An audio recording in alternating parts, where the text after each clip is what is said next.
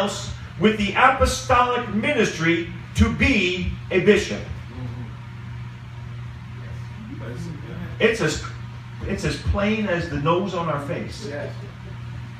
It's as clear as the sky on a sunny day.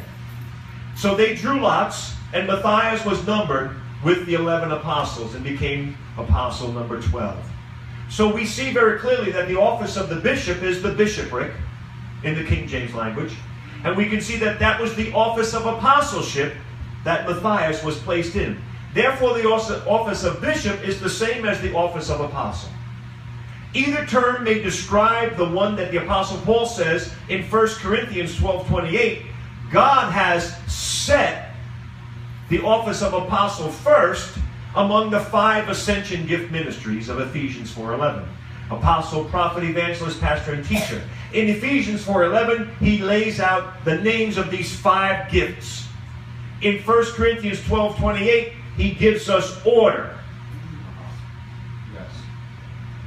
Ephesians 4:11 does not give order.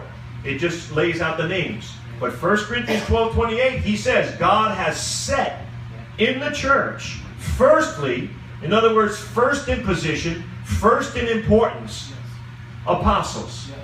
Secondarily, prophets. Thirdly, teachers. After that, your pastors and your evangelists and your helps and your governments and your tongues and your prophecy, your miracles and your healings. They're all following after the first 3. They are key in importance. Teachers teach, isn't that true? Prophets prophesy. Hello? Evangelists evangelize. Pastors pastor. Or pester, depending on who they are. Apostles apostatize. Wait a second, that doesn't sound right. No, apostles do something, but it's not a word that we just connect with their title. Pastors pastor, prophets prophesy, teachers teach, evangelists evangelize, apostles govern. Praise God. They govern. They take the other 4 and they show them how to work as a team. They're like a basketball team. And the captain of the team, whatever position he may be playing, he's the captain. And the apostle may be sitting as a pastor in some church. He may be out on the field evangelizing somewhere. He may be doing some prophetic ministry here or there. But no matter what, he's the captain of the team and he is the apostle. He sits in the office of apostle. So, Paul tells us that the elders of the elders, or the overseers of the overseers, are bishops.